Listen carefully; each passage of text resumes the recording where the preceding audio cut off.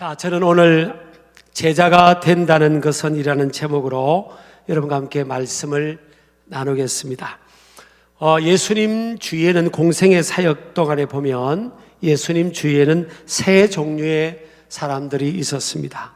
첫째는 무리들이었습니다. 두 번째는 단지 믿기만 하는 신자들이었습니다. 세 번째는 제자들이었습니다. 마태복음 28장 18절에서 20절까지 말씀은 예수님께서 이 땅에 살아계시면서 마지막 하신 지상 대위임령의 말씀입니다.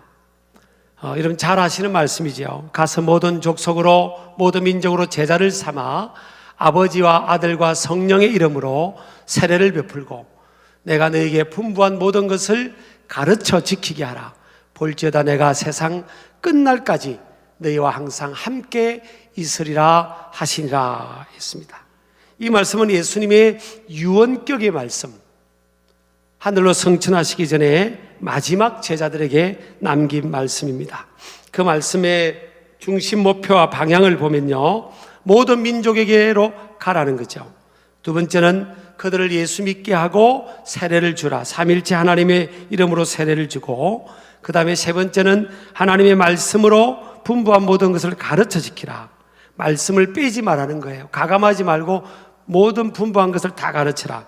네 번째는 그 모든 말씀을 지켜 행하게 해라. 살게 해라.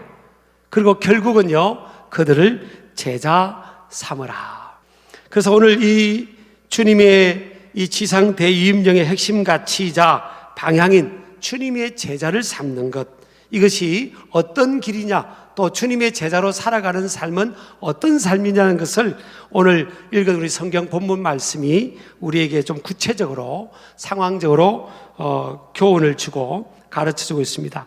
예수님께서 지금 두 사람을 만나는데요, 둘 다 제자가 되기를 원하는 사람들이에요. 한 사람은 서기관이었고 한 사람은 제자의 큰 그룹 안에 있는 한 사람이었습니다. 이 서기관은 예수님께 와서 예수님, 선생님이요, 이렇게 호칭을 합니다. 선생님이요, 선생님이 어디로 가든지 저는 따르겠습니다. 이런 고백을 했을 때 우리 예수님께서 아주 감동을 하셔야 되는데, 왜냐하면요, 서기관들은 예수님과 예수님의 가르침과 사실은 적대적인 관계예요. 그런데 어떻게 된 판인지 이 서기관은 예수님을 따르겠다는 거예요. 예수님의 제자가 되겠다는 겁니다. 대다수의 서기관들은 예수님의 가르침에 마음의 문을 닫았지만, 그러나 예수님 이 극소수의 서기관들이 예수님을 따르는 사람들이 있었다는 겁니다. 그때 우리 예수님께서 야, 고맙다, 그래 열심히 나를 따라오느라 이렇게 말씀하지 않고, 여우도 굴이 있고 공중의 새도 거처가 있지만 인자는 머리 둘 곳이 없다. 이 말씀은 쉽게 말하면 뭐예요? 여우도 쉴 때가 있고 공중의 새도 쉴 때가 있는데, 인자, 예수님을 말할 때 인자로 표현하죠. 인자는 머리 둘 곳이 없다. 너무너무 고난의 길일 수 있다. 너 그 길을 따라가겠냐? 이런 질문이에요. 자, 여러분, 예수님과 적대적인 관계에 있던 이 서기관이 예수님 편에 서서 예수님을 따른다고 할 때, 예수님께서 그 서기관을 맞아들여주면서 예수님 곁에 서기관이 있기만 해도 인간적으로 또 사회적으로 세상들이 보는 사람들의 시선으로 볼 때는 예수님의 어떤 지위 또 크레딧이 강화될 수 있잖아요. 사회적 지위가 있는 분이 예수님을 따르는데, 그러면 예수님께서 가르치는 가르침에 대해서 크레딧이 쌓이고 공신력이 쌓일 수 있어요. 근데 우리 예수님은 말씀의 수준을 낮추지 않아요. 제자도의 수준을 낮추지 않습니다. 그래서 우리가 또 한 케이스는요, 예수님의 이 큰 그룹 중에, 제자의 그룹 중에 있는 사람인데 갑자기 아버님이 돌아가셨던 것 같아요. 그래서 예수님께 여쭙습니다. 예수님, 우리 아버님 돌아가셨는데 장례를 치르고 와서 예수님을 따르겠습니다. 그랬을 때 우리 예수님께서 죽은 자들로 죽은 자를 장사하고 너는 나를 따르라. 이 말씀을 우리가 문자적으로만 잘못 이해하면 예수님은 아버님 장례도 관심을 안 갖냐? 그렇지 않아요. 성경은 어디보다도 더요 부모님 공경하라고. 살아 생전에 부모님 공경이라는 구절이 너무너무 많이 있고 강조가 돼 있어요. 구약에는요 부모님께 불순종하면 막 죽이라는 말씀이 있어요. 그만큼 부모 공경, 부모님께 대한 순종을 성경은 강조를 하고 있습니다. 그런데 이 말씀을 이것만 보면 오해받을 수 있지만 제자도와 비교를 해보자는 거예요. 제자는 예수님의 제자가 되어 그 길을 가는 사람들은 이 세상 사람들이 살아가면서 최고로 중요하게 생각하고 진중하게 생각하는 문제, 가장 소중하게 생각하고 그 현장에 있어야 되기를 원하는 사람들의 하나의 선택이라면 가장 중요한 문제가 부모의 장례잖아요. 근데 예수님은 부모의 장례보다도 더 가치 있는 그 제자의 길이 있고 그것이 중첩될 때는 그것을 선택해야 되는, 그러니까 삶의 우선순위 문제를 가르쳐 주고 있습니다. 자, 그래서 우리가 제자가 된다는 것이 무엇인지를 오늘 저와 여러분이 한번 살펴보려고 합니다. 첫 번째는요, 제자가 되려면 분명하고도 올바른 신앙 고백이 선행되어야 합니다. 오늘 서기관이요 예수님을 향해서 주여라고 고백하지 않고 그리스도라고 고백하지 않고 선생님이요 그렇게 고백합니다. 이건 뭘 의미하는가 하면 예수님은 나보다 수준 높은 가르침을 가르쳐 주시는 분이다. 나에게, 그러니까 이 서기관들에 비해서 예수님의 이 가르침에는 권세가 나타났잖아요. 권능이 임했지 않습니까? 파워가 있잖아요. 그 파워 앞에 이 서기관이 감동을 받았겠죠. 야, 내가 저분을 따라야 되겠다.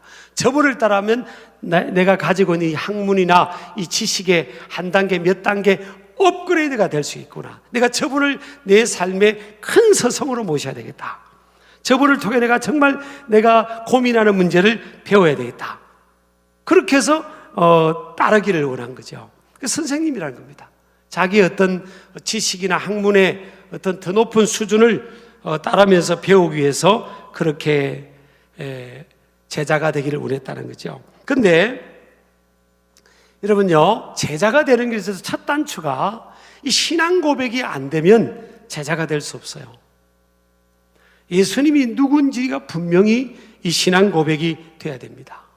심지어 여러분, 의심 많던 제자 도마, 의심이 많았잖아요. 나는 예수님 보기 전에 만지기 전에 난 안 믿을 거야 막 그랬던 제자잖아요. 그런데 그 제자에게 예수님이 나타나셔서 도마야, 내 손을 네 손으로 내 손을 만져봐라. 못자국 난 손을 만져보고 허리에 창에 찔린 이걸 손을 넣어서 만져봐라. 그리고 믿지 않는 자가 되지 말고 믿는 자가 되라 그랬잖아요. 그때 도마가요, 예수님을 만나고 체험하고 그 의심 많던 도마가 무슨 고백을 합니까? 주는 나의 주시요 나의 하나님이십니다. 그런 고백을 합니다. 그러니까 나의 주라고 고백해요. 예수님은 진짜 나의 주님이시군요, 나의 하나님이시군요, 그런 고백을 합니다. 여러분, 의심 많던 도마도 먼 인도까지 가서 복음 전하고 순교하잖아요. 그 출발이 어디서, 그 제자의 삶이 어떻게 가능했겠어요? 첫 단추가요, 예수님이 누구냐는 겁니다. 예수님은 나의 주님이시군요, 나의 그리스도가 되시군요. 이 출발이 없으면요, 주님의 길, 제자의 길 갈 수 없어요. 근데 이 서기관은 많은 세상의 지식이 있고 말씀의 지식이 있는 것 같은데 예수님을 뭐로 고백 안 하죠? 선생님으로만 고백하지 주라고, 그리스도라고, 하나님이라고 고백하지 않습니다. 그러니까 이미 첫 단추부터 따를 수가 없는 거예요. 또 예수님의 말씀 중에 뭐예요? 인자는 머리 둘 곳이 없다. 이건요, 제자의 길, 주님을 따라가는 길이 어떤 길이라는 거예요? 대가 지불의 삶이 여기 된다는 겁니다. 제자는 대가를 지불해야 됩니다. 이건 시공간의 차원이 아니에요. 자, 서기관 입장에서는요, 시공간, 같은 시간에 같은 공간에 있기만 하면 예수님이 제자가 되는 줄 알았어요. 그분의 가르침만 내가 지식적으로 받기만 하고 흡수만 하면, 어불조하면 주님의 제자가 된다고 생각했어요. 그런데 예수님이 말씀하신 제자의 길은 전혀 다른 겁니다. 삶을 말하고 있는 거예요. 이 서기관은 내가 배움을 말하고 있는데, 생각하고 있는데, 예수님은 삶을 말하고 있는 겁니다.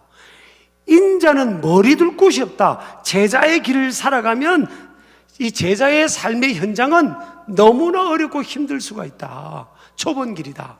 그 길을 말씀한 거예요. 저는요, 이건 우리가 오늘날 우리 한국교회 또 저와 여러분에게 참 주시는 교훈이 있습니다. 지금 서기관이요, 자기가 말한 것이 뭔지를 모르고 말하는데, 처음에 우리가 몇 절인가 하면 오늘 19절 보면요, 선생님이요 어디로 가시든지 저는 따르리다. 어디로 가시든지, 이게 이제 시공간이잖아요. 조철이다. 이 조철이다, 이 단어는 헬라어로 아콜루데스라는 단어입니다. 이거는 뭔가 하면 따르거나 동반하여 시중든다는 거예요. 그러니까 주님을 따른다는 게 사실은 성경에 있는 표현은 시중드는 겁니다. 섬기는 거예요. 섬김을 받는 게 아니에요. 내가 누군가 뭘 배움을 받는 이게 차원이 아니라 내가 삶의 현장에서 예수님께서 우주 만물의 주인이신 창조주이신 그분이 이 낮고 천한 이곳에 오셔서 제자들의 냄새나는 제자들의 발을 씻겨주고 또 목숨을 버려 저와 여러분의 죄를 용서하시기 위해서 대속 제물이 되어주셨잖아요. 예수님은 인자가 온 것은 섬김을 받으려 함이 아니고 자기 목숨을 많은 사람의 대속 제물로 추려합니다. 섬기려 하고 죽기 위해서 온 겁니다. 뭐까지? 목숨까지도. 이게 주님이 가신 길이에요. 그러니까 너희들도 이렇게 살아야 된다는 겁니다. 섬김을 받는 게 아니고 그냥 지식적으로 배우는 이 단계가 아니고 그걸 가지고 생활 속에서 예수님께서 살아가신 그 삶의 방식을 따라서 삶의 현장에서 그렇게 살아가야 된다는 겁니다. 자, 여기서 문제가 생기잖아요. 이 서기관은 배움, 나보다 수준 높은 대서성님을 따라가면 돌을 터고 지식의 학문에서도 탁월한 수준에 오를 거라고 생각하고 난 당신 따라가는 제자가 되겠다고 했는데, 예수님이 하시는 포인트는 뭐예요? 삶입니다. 삶. 그러니까 제자도는, 제자가 된다는 것은 뭐예요? 삶이라는 겁니다. 삶. 생활의 영역, 삶의 영역에서 섬기고 희생하며 예수님이 살아갔던 삶의 방식대로 살아가는 그것이 제자의 삶이라는 겁니다. 자, 그러면 예수님께서 이 서기관을 알았을까요? 몰랐을까요? 서기관을 잘 알았죠. 수준을 잘 알았죠. 서기관이 지금 준비가 안 된 걸 알았어요. 그런데 우리 예수님은 다 아시는 분이기 때문에 서기관이 예수님 곁에 있으면 인간적으로 좋아요, 안 좋아요? 인간적으로는 좋은 겁니다. 왜냐하면 사회적으로 대단한 지위가 있는 분, 명망이 있는 분이 국민들을 가르치는 입장에 있는 그분이 아이고 저 예수님이 나의 스승님입니다 하고 따라다니면 사람들이 볼 때도 예수님을 향해 공신력이 생기잖아요. 근데 예수님 다 알고 계셨어요. 근데 예수님은 메시지의 수준을 낮추지 않았어요. 예수님은요, 그래서 우리가 이것을 통해서 제자도, 제자 사역, 제자의 길, 이걸 보면서 우리가 어떤 교훈을 갖는가 하면요, 제자 사역의 무게중심은 수의 많음이 아니라는 겁니다. 수나 양의 많음이 아닌 질입니다. 퀄리티. 질에 있는 겁니다. 그래서 예수님이 12제자를 붙드는 겁니다. 제자의 숫자가 줄어들 수 있잖아요. 그래서 예수님께서 제자들에게도 너희도 가려느냐 그랬잖아요. 떡을 먹이고 고기를 먹이고 기적을 이루고 할 때는 큰 사람들이 열광하면서 예수님을 따랐어요. 근데 고난을 말하고 십자가를 말할 때는 사람들 설설설설 스물스물 떠나버렸습니다. 그러면서 제자들에게, 남겨진 소수의 제자들에게 너희도 가려느냐. 그때 베드로가 영생의 말씀이 계심에 우리가 네게로 가오리까 그랬지 않습니까? 여러분, 제자의 길은요, 이 값싼 은혜, 우리가 저의 입장에 또 있는 입장에서 받는 유혹입니다. 이게 수준을 낮출 수가 있어요. 왜? 한 명이라도 확보하기 위해서. 그러나 제자의 길을 가게 하고 제자 사역을 하는 데 있어서는 양보할 수 없는 하나님 제자 사역의 길, 제자의 길, 그것은 양보할 수 없는 거죠. 좁은 길이고 생명의 길이고 희생의 길이고 섬김을 받는 길이 아닌 섬기는 길이고, 그것이 제자의 길. 그러니까 대가 지불. 따라합시다. 대가 지불. 여러분, 예수님을요 초신자 때 예수님을 믿을 때는 야, 예수님 믿음 다 좋아, 너무 좋아. 근데 점점 예수님을 알아가고 믿음이 생기면서부터 주님의 길을 간다는 게 쉬운 게 아니에요. 좁은 길이에요. 그러나 그 길이 생명의 길이지만 좁은 길입니다. 또 제자가 된다는 것은요, 따라합시다. 삶의 우선순위가 바뀌는 것이다. 한 사람이 살아가면서 가장 소중하고 중요한 문제가 부모와의 관계, 장래 문제잖아요. 그런데 그것보다 더 상위 개념의 우선순위가 있을 수 있다는 거예요. 이게 특수한 상황의 예를 들면서 우리가 살아가면서 살아가는 삶의 우선순위가 뭐냐. 마태복음 6장 33절 너희는 먼저 그의 나라와 의를 구하라. 그리하면 이 모든 것을 너희에게 더하시리라 그랬는데 삶의 우선순위, 프라이오리티가 뭐냐는 겁니다.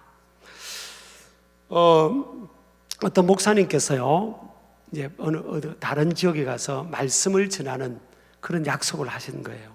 그런데 그 목사님 그 기간에 부모님 중에 한 분이 돌아가시는 겁니다. 자, 그러면 아처럼 여러분 한번 생각해 보세요. 그분이 여러분이라면, 그러면 그곳에 가서 약속대로 가서 설교를 해야 돼요? 그걸 취소하고 어머니 장례식을 가야 돼요? 자, 이게 우리가 일반적으로는 일어나지 않는 상황이에요. 저도 이런 경험을 해본 적이 없어요. 일어나지 않는 상황인데 어떨 것 같아요? 근데 이 목사님은 부흥회 인도하러 가셨습니다. 어머님 장례를 참석 못하고. 뭐 그렇게까지 해도 돼? 그분에게서는 그것이 내 감정하고는 상관없이 그분에게 있어서는 그것이 하나님의 일을 전하고 말씀을 전하는 그것이 삶의 우선순위라고 확신했기 때문에, 하나님이 기뻐하신다고 확신했기 때문에 그분 그렇게 했죠. 그러니까 이 삶의 우선순위, 제자는 뭐예요? 삶의 우선순위가 예수 그리스도의 뜻이잖아요. 주님이 가시는 길을 가는 거잖아요. 그렇다면 주님의 제자가 되기를 원하는 사람은요, 삶의 우선순위가 바르게 정립되어야 됩니다. 그 삶의 우선순위가 하나님의 뜻, 예수 그리스도의 뜻, 주님이 가신 그 길, 그것이 그의 삶의 우선순위가 되어야 될 줄 믿습니다. 자, 네 번째요. 제자가 된다는 것은 예수 그리스도께서 이 땅에 오신 목적을 바로 이해하고 그것을 성취하는 일에 삶의 우선순위를 두며 그 일을 이루기 위해, 여기가 중요합니다. 시급성의 자세를 가져야 된다. 긴급성, 시급성의 자세를 가져야 된다. 자, 예수님 표현 중에 뭐라고 하셨죠? 그 제자가 아버님 장례를 치르고 따르겠습니다. 그랬더니 예수님께서 뭐라고 했습니까? 죽은 자들로 죽은 자를 장사하게 하고 너는 나를 따라 그랬죠. 여기서 표현이요, 어떻게 보면 다른 사람이 들으면 좀 오해받고 부담될 표현이에요. 죽은 자들이 죽은 자들. 그럼 앞에 죽은 자들은 누구, 뒤에 죽은 자는 누굴까? 예? 어떻게 되는 거예요? 앞에 죽은 자는 누구고 뒤에 죽은 자는 누구예요? 앞에 죽은 자들은 뭐예요? 예수님을 믿지 않는 그의 죄로 인해서 영적으로 죽어 있는. 그래서 로마서 6장 23절에 보면 뭐예요? 죄의 삭은 사망이라 그랬잖아요. 그러니까 예수 그리스도의 생명이 없는 사람은 영적으로 죽어 있는 거예요. 그렇다고 여러분 불신자한테 가서 죽은 자들이요, 그렇게는 하지 마세요. 영적으로 성경은 그렇게 말씀하고 있습니다. 그 죽은 자들이, 뒤에 죽은 자들은 뭐예요? 영과 육이 분리되는 육신의 죽음. 그걸 말하는 거죠. 육신의 생명이 끝난, 육신과 영혼이 분리된 상태. 언젠가는 우리도 이 영과 육이 분리되는 죽음을 우리가 이 땅에서 맞이하겠죠. 그러니까 여기서 말하면요, 잘못 오해하면, 믿는 사람은, 제자의 길을 간 사람은 부모님 장례 신경 쓰지 마, 이게 아니고, 그것도 중요하지만 그것보다 더 우리가 어떤 시급한 일을 가져야 되느냐? 죽은 자들을 살려내야 된다. 그들이 살아있는, 육이 살아있는 동안에 그 죽었는 자들을 긴급하게, 제자는 뭐예요? 제자는 그냥 제자의 길을 예수님을 쫄랑쫄랑 따라만 가는 게 아니라 주님께서 이 땅에 오신 목적이 뭐예요? 인자가 온 것은 잃어버린 자를 찾아 구원하는 거잖아요. 잃어버린 자를 찾아 구원하는 것이 주님이 이 땅에 오신 목적 아닙니까? 그러면 우리 제자들은 제자의 길을 가기를 원하는 사람들은 뭐예요? 우리가 먹든지 마시든지 무엇을 하든지 간에 잃어버린 자, 영적으로 하나님께로부터 육이 되었으니까 이게 뭐 영적 죽음입니다. 죽은 자들을 찾아 구원하고 그들을 제자 삼는 거예요. 그것이 삶의 가장 우선순위일 뿐만 아니라 가장 긴급한 일입니다. 왜 긴급하냐? 두 가지로 생각할 수 있어요. 왜냐하면 주님 오실 날이 언젠지 몰라요. 주님 오실 날이 가깝고, 또 하나는 인간의 죽음이란 문제가 누구에게나 찾아오는데, 자, 이 죽음이 나의 남은 때가 얼마 남은지를 어떻게 합니까? 저 사람의 남은 때가 언제 남은지 어떻게 알겠어요? 어떤 때는요 10대 때 하나님이 부를 수도 있고 20대 부를 수도 있고 30대, 40대, 50대, 60대, 70대, 80대, 어떤 사람은 지금 일주일도 안 남았을 수도 있고요, 몇 년이 남았을 수도 있고. 인간의 이 죽음이라는 이 데드라인, 이거는 아무도 모르는 거예요, 그날은. 그래서 이 남은 때